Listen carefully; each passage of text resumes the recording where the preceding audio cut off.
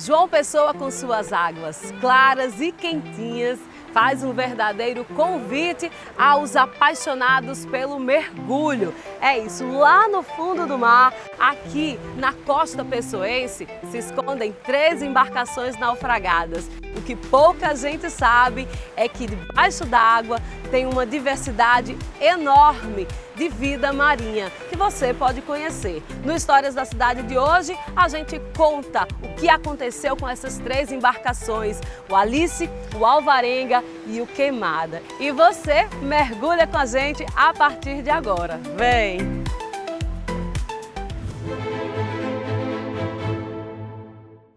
Queimado, Alice e Alvarenga, cada um mergulhado em sua história, importância e beleza nas profundezas do mar de João Pessoa. O historiador Jorge Henrique explica que no início do século XIX, a movimentação de navios era intensa no vasto litoral paraibano. Eu estou aqui com o George, que é historiador, e estuda bastante, né, a história da navegação aqui na nossa costa. Me fala um pouquinho sobre essa história da navegação e especificamente dessas 3 embarcações que a gente encontra naufragadas aqui na cidade de João Pessoa, na nossa costa. Quando a gente fala de navegação aqui na costa paraibana, a gente tem que arremeter muito antes até do período colonial, porque desde os tempos antes da colônia, os indígenas já faziam navegação aqui pelos estuários dos rios, né, com as canoas.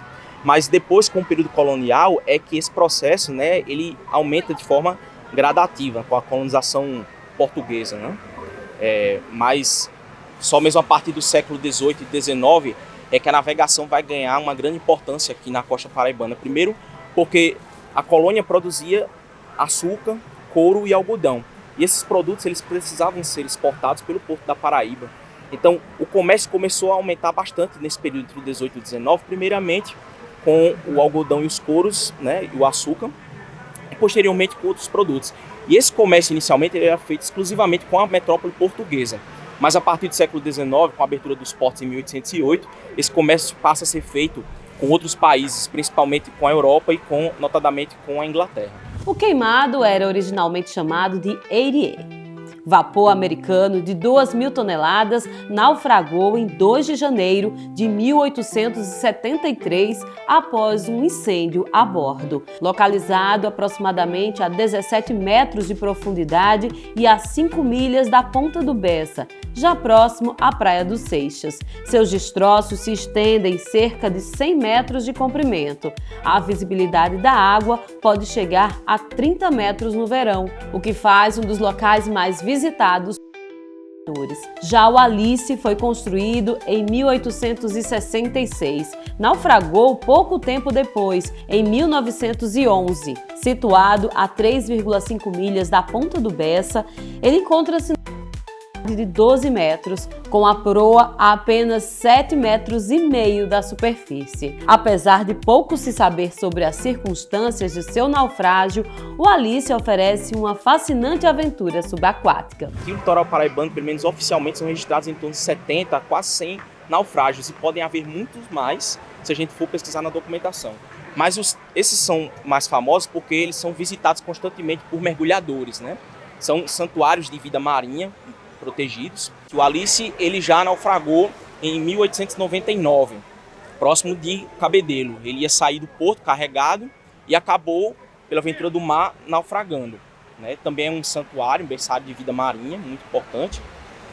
E o outro, muito interessante, é o Queimado, que na verdade ele se chama Erie. Ele era uma embarcação de fabricação norte-americana, foi fabricado nos Estados Unidos. E se chama Queimado porque a causa do naufrágio dele foi um incêndio. Ele sofreu um incêndio e acabou naufragando aqui a mais ou menos 5 a 6 milhas aqui da costa, aqui diante de nós. O terceiro navio explorado por mergulhadores é o Alvarenga, uma embarcação de transporte de suprimentos que naufragou a 6 milhas da Ponta do Bessa, a 20 metros de profundidade.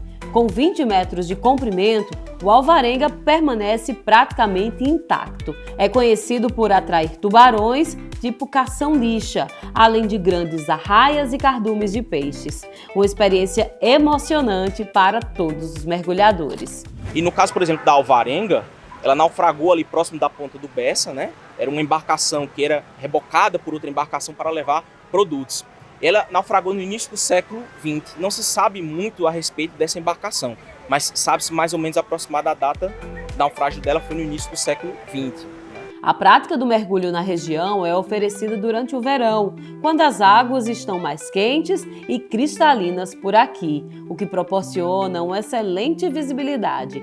Quem desenvolve o trabalho importante aqui no nosso litoral é o italiano Ivan Occhi, instrutor de mergulho, que mora em João Pessoa há cerca de 10 anos. E o Ivan é um instrutor de mergulho italiano que terminou se apaixonando por João Pessoa, escolheu a cidade como moradia, obviamente porque aqui tem um mar maravilhoso, e foi descobrindo as riquezas do nosso litoral, não foi, Ivan? Foi mesmo. Eu vim somente passear, e já estava mergulhando na minha Itália, não é? Que também é muito linda, mas aqui acabei sendo premiado com uma bebezinha e acabei escolhendo vir para cá.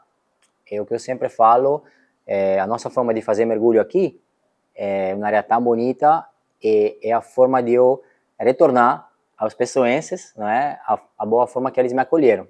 Então, todo o meu know-how, o meu conhecimento, eu estou colocando em prática novamente agora para João Pessoa crescer e o mergulho pegar de vez, no caso, nessa nossa cidade, porque vale muito a pena mergulhar aqui. E o nosso litoral tem muitas histórias inclusive de naufrágios que poucos paraibanos e pessoenses sabem. Me conta um pouquinho a respeito deles. Aqui nós temos 3 naufrágios, né?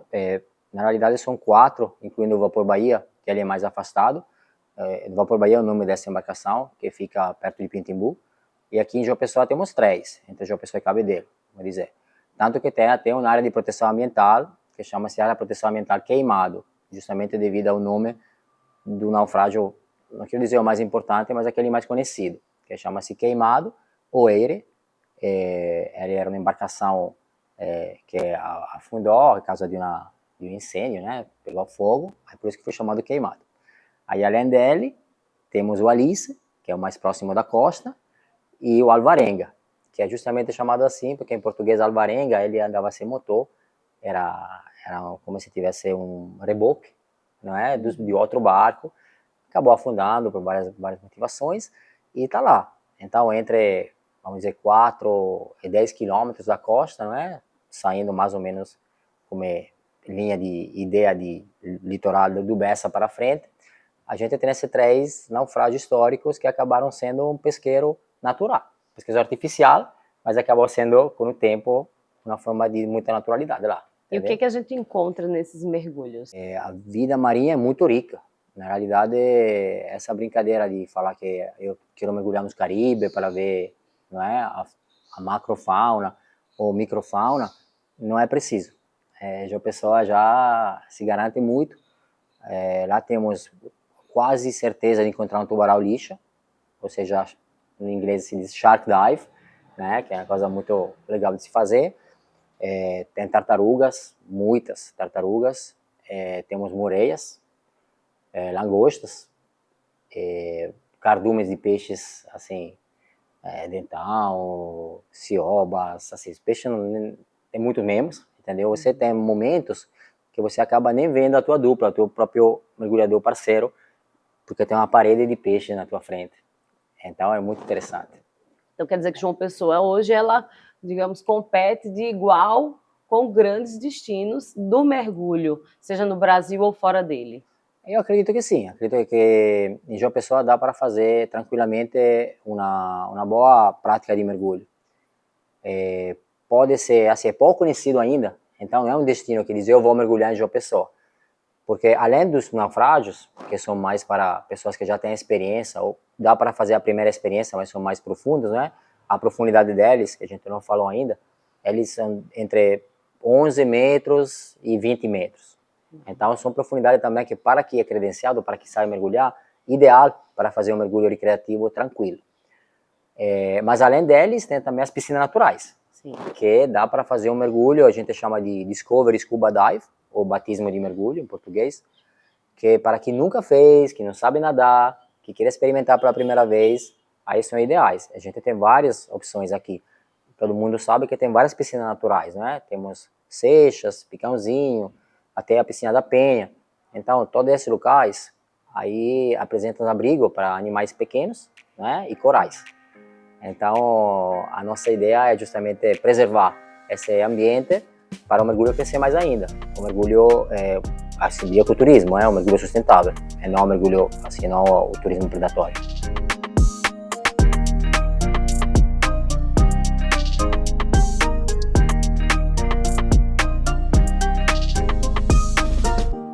É claro que antes de fazer o mergulho é necessário fazer um treinamento. Esse treinamento acontece aqui mesmo? Isso, a gente tem uma base própria agora aqui no Bessa, né, que é localizada, vamos dizer, perto da Praça do Caju. E você vem, se você quer fazer um mergulho mais fundo, eu sempre aconselho, até não levo ninguém em água profunda sem fazer um mergulho de treinamento. Então vai cair na piscina aqui, a gente faz todas as dinâmicas que podem acontecer no alto mar, só que reproduzindo os perigos em situação controlada. Aí quando você se sente bem, quando eu vejo que a pessoa é à vontade, aí o dia seguinte a gente vai para o alto mar e faz a mesma coisa, só que com experiência prévia. Isso acontece tanto com o iniciante, quanto com uma pessoa que, por exemplo, é credenciada, já sabe mergulhar, mas é muito tempo que não mergulha. Então, passa para a piscina primeiro, total segurança, aí depois vamos no fundo do mar. E você tem também feito mergulho com pessoas com pouca mobilidade, pessoas cadeirantes, né? Sim, sim, sim. A gente trabalha junto com a Handicap Scuba Association. Eu sou instrutor, né? AKCA Itália, no caso. E então, quando se diz que o mergulho é para todo mundo, respondendo aquela pergunta, é porque é para todo mundo mesmo. Nada impede de poder mergulhar. Cadeirantes, pessoas com deficiências visuais, pessoas com deficiência até leve, psíquicas, entendeu? Não tem problema, a gente só muda. Vem para a piscina, faz o treinamento e depois vai lá em alto mar. Tanto que o mergulhador, por exemplo, com disabilidade, né, sem andar, ele pode tirar a carteirinha e ser um mergulhador credenciado. Mergulho para todo mundo. Então, não se preocupe com as limitações, é só a forma de mergulhar que muda, entendeu? Aí eu sempre falo isso para todos os meus alunos. Essa aqui é praticamente a forma que a gente, junto com a Universidade de Pernambuco, a UFPB e o IAT, a gente recebeu esse contenedor, vamos dizer, do peixe-leão. E como é que funciona? A gente acaba espetando ele, não é? Aí eu vou, assim, eu puxo aqui um arpãozinho, espeta, aí eu pego o peixe-leão, aí quando o peixe-leão, vamos dizer aqui, esses são dois, porque normalmente a gente, pronto, espetei, tá bom? Aí tá na minha mão, só que ele é venenoso. Então, ele entra aqui dentro, não pode sair, aí fica preso, aí eu consigo levar ele em segurança para a superfície. E aqui cabe mais de um. Então, eu posso colocar vários peixes-leões aqui, e em total segurança, a gente vai lá no fundo do mar, recolhe ele e leva depois para os estudos que eu falei da universidade para saber o que aconteceu. Quantos peixes-leão você já conseguiu pegar aqui? Aqui na Paraíba, acho que a gente capturou, tem o primeiro, que foi 2023, ainda, lá no Alvarenga. Aí nessa busca ativa recente foram mais 5, que aconteceram nesse verão. Então a gente capturou em vários locais diferentes, inclusive em um tinha 3 juntos. Então é aquela coisa, é uma preocupação que a gente tem que tentar mitigar o máximo possível, mas não pode esquecer que estão por aí, porque com certeza estão se reproduzindo, então a gente faz isso com todo prazer, para preservar o nosso ambiente e preservar o nosso oceano. E aqui a gente tem mais outros equipamentos, né, que são utilizados para o mergulho. Isso. Para mergulhar, o que a gente precisa de verdade? Além do cilindro, não é? O cilindro é acoplado com um colete, né? Um colete, esse aqui serve como boia, quando a gente fica na superfície, e secando ele, tirando o ar, acaba descendo e afundando. E eu sempre faço muita a vontade das crianças. Eu gosto de ter equipamento específico para crianças, tanto nadadeiras quanto os coletes, porque para elas ser à vontade, o equipamento tem que ser específico para elas, entendeu? Mais uma vez, criança pode mergulhar conosco, todo mundo pode. Além do colete, a gente precisa do regulador. O regulador tem várias funções, mas assim, a principal é que deixa nós respirar pela boca, embaixo d'água, de forma autônoma, e nos avisa quanto ar a gente tem, né, para ficar em segurança. Nadadeiras e máscaras. As máscaras também, né? Fundamental para ter uma visão embaixo d'água, são de várias formas modelo. E além dela, o cilindro tem que ser específico, né? Cilindro menor para criança, cilindro um pouco pequenininho para quem tem algum problema, e o maior, que é o S11. Para finalizar, falta o cinto do lastro, que por incrível que pareça, para ir embaixo d'água, para afundar, a gente precisa botar um pezinho. Botar um pezinho, senão você contra a gravidade, não consegue afundar, não consegue afundar, para a lei da física. Todo mundo está com medo de afundar no mar e de afogar, mas ser lastro é muito difícil. Então a gente precisa deles para afundar com tranquilidade.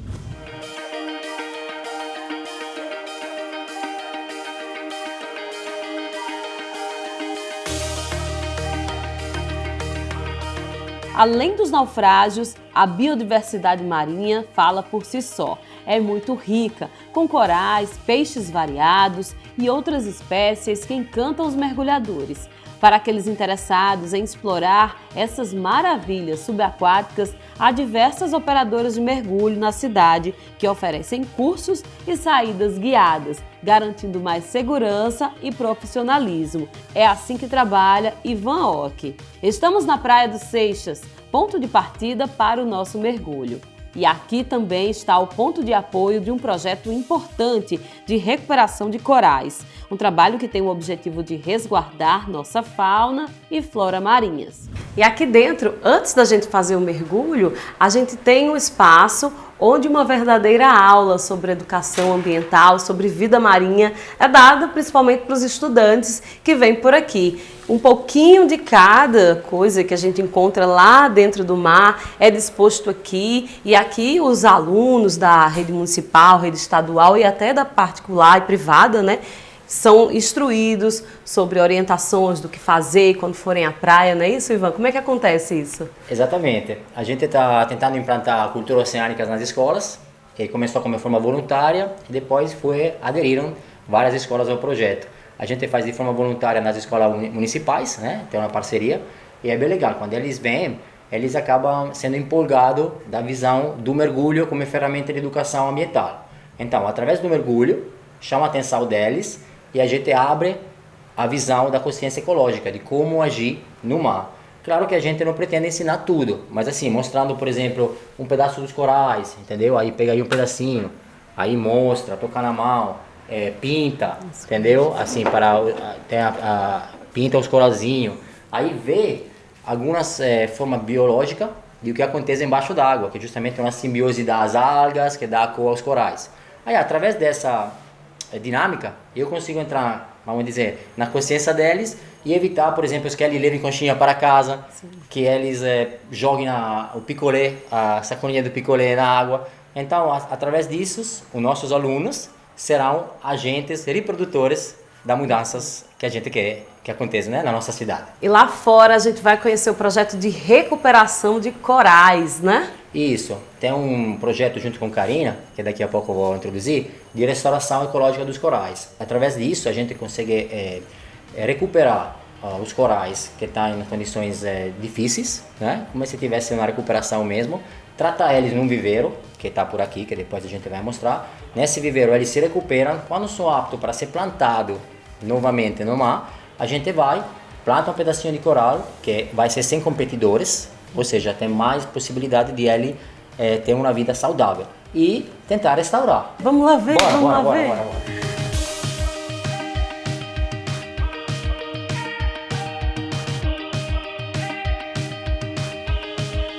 Karina estava terminando aqui porque você contou que conseguiu fazer um cimento ecológico para auxiliar aí no plantio, digamos assim, desses corais. Como é que é isso? Na verdade, a restauração ecológica de corais é multidisciplinar, né? Eu sou pós-doutoranda da UFPB, do Prodema, então, junto com professores de algas, com mergulhadores, com pescadores e também agora, né, engenheiros que nos estão auxiliando por alguns cimentos de uso subaquático que a gente está testando para fazer o transplante. Porque a partir do momento que esses corais são colocados na árvore, que você vai conhecer, né, eles ficam um tempo e após 90 a 120 dias que eles se recuperarem, aí ocorre essa translocação que a gente coloca diretamente no Recife.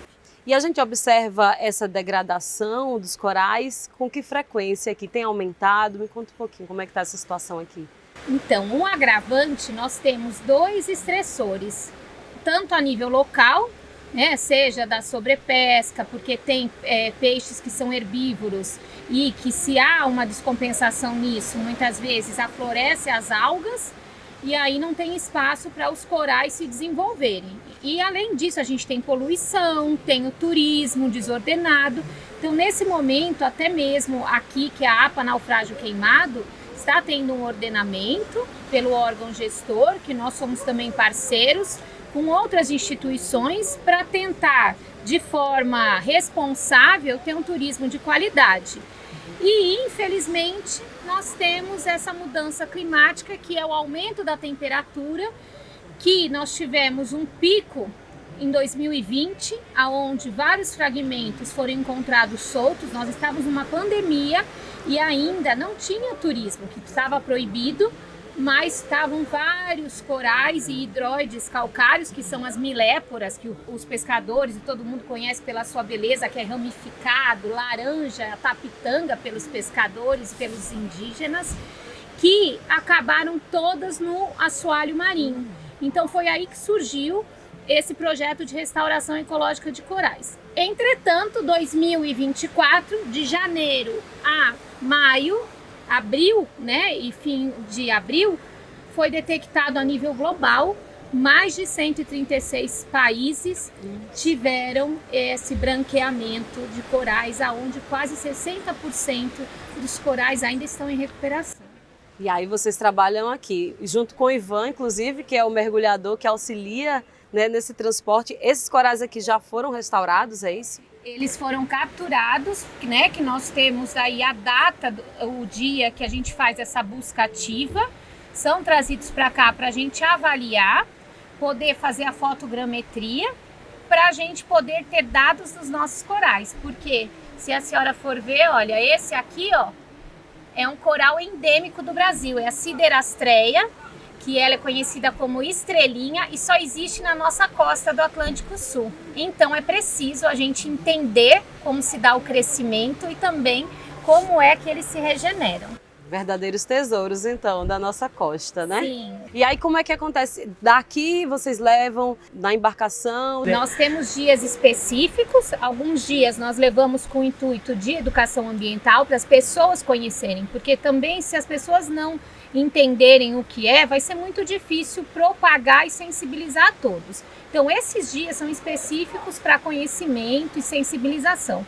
E tem um dia que daí são os profissionais, né? Tanto os mergulhadores, pescadores, o pessoal do turismo náutico, para fazer essa busca ativa e a manutenção também da árvore, né? Que nesse momento é o que leva bastante tempo, né, Ivan? Todo mundo adora ver peixinho, mas fazer a manutenção...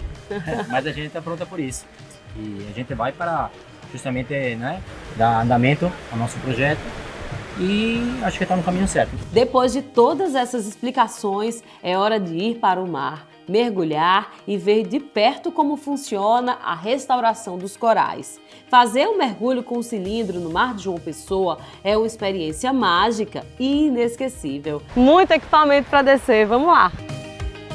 Aqui, ó, o capitão do barco que vai com a gente. Tudo bem? Olá, como vai? Vamos nessa, né?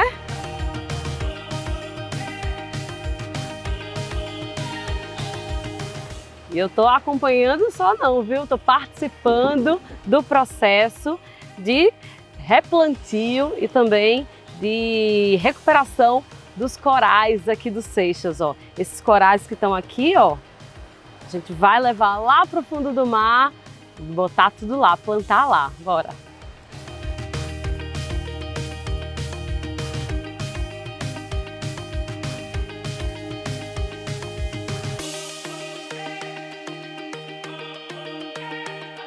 A primeira regra que tem que lembrar é respirar. Então, claro que a pessoa acha que é simples, mas a gente respira somente pela boca, tá bom? Respirar sempre, vírgula, sempre pela boca. Então, eu sempre falo essa metáfora que é tome um suquinho, um canudo e sopra as velhinhas no aniversário. Então, não pode expirar pelo nariz. É fácil? Não. A gente vai começar tendo essa dificuldade porque a gente está acostumado a respirar pelo nariz. Mas, com o tempo, a gente faz uma adaptação em aguarasas e você vai tirar esse costume e começar a respirar sempre pela boca. Ao submergir nas águas cristalinas do litoral paraibano, o mundo subaquático revela uma biodiversidade impressionante. Peixes de cores vibrantes, corais exuberantes e uma vegetação marinha que parece dançar com o movimento das correntezas. Os recifes de corais garantem formações cheias de detalhes e tons que variam ali entre o laranja, o roxo e o rosa. Por entre os corais desfilam os cardumes de peixes. Em alguns pontos é possível avistar moreias, tartarugas marinhas, que nadam com a tranquilidade típica dessas águas. Por aqui também vemos tubarões. É neste cenário que Karina e Ivan se empenham para restaurar os corais. O projeto traz uma espécie de árvore que recebe os corais já recuperados. E eu também vivenciei essa experiência.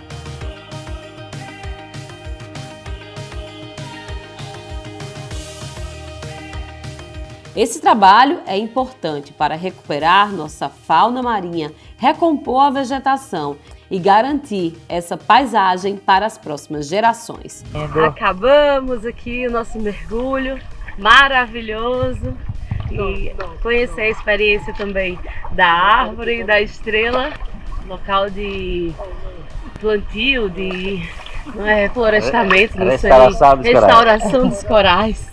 Muito bom. O Mar de João Pessoa não é apenas um lugar para mergulhar, mas também para se encantar com a beleza e a harmonia do mundo submerso. Seja você mergulhador experiente ou iniciante, João Pessoa tem oportunidades incríveis para explorar o mundo subaquático, o que torna a cidade um destino imperdível para amantes da aventura e da natureza. E esse foi o Histórias da Cidade de hoje. Até o próximo programa.